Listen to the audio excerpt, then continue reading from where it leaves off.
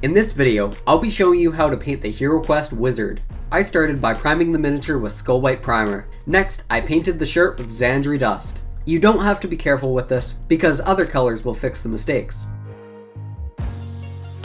Then, I painted the pants with rust grey. It's bluish, but not enough to be like denim jeans that don't exist in a fantasy setting. After that, the gloves and boots were given color with Mornthang brown. Alternatively, you could paint these gloves with a red to match the character card. I painted the cape with Xerius purple, and I really love how this contrasts against the shirt and pants. The skin was painted in the same way as the Barbarian: Bugman's Glow base, Bestigor flesh layer, and a Rakarth flesh dry brush.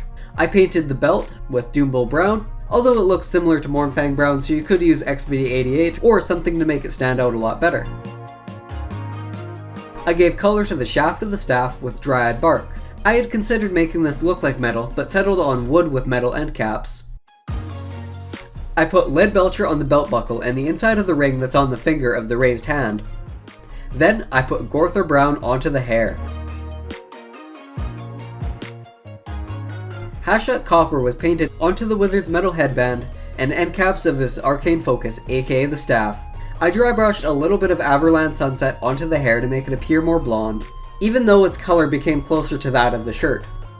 Balthazar Gold was placed onto the outside portion of the ring, and on the two clasps that hold the cape in place. Next, I placed Teclis Blue onto the collar, and jagged lines along the bottom edge of the shirt to match the character card. Then the crystals on the headband and ring were painted with Evil Sun's Scarlet. The red stands out nicely against the other colors.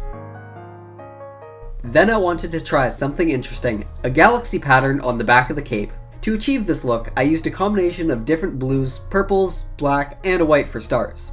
I began blocking out colors and created something that I can only describe as cotton candy camouflage.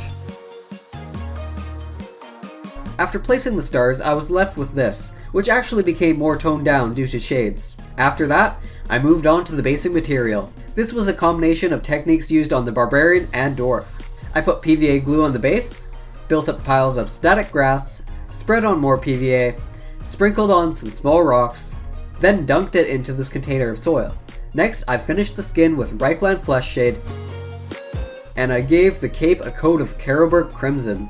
This gives it some nice reddish shading, and also tones down the galaxy look a little bit, so you may want to place the stars after this instead of before. Now it's time for my favorite part, adding more shades. I used Seraphim Sepia on the hair, and Agrax Earthshade for the rest of the model, excluding the face. I fixed up the cape and altered its appearance. I tried making some edge highlights with Xerius purple, although a lighter color would have stood out much better.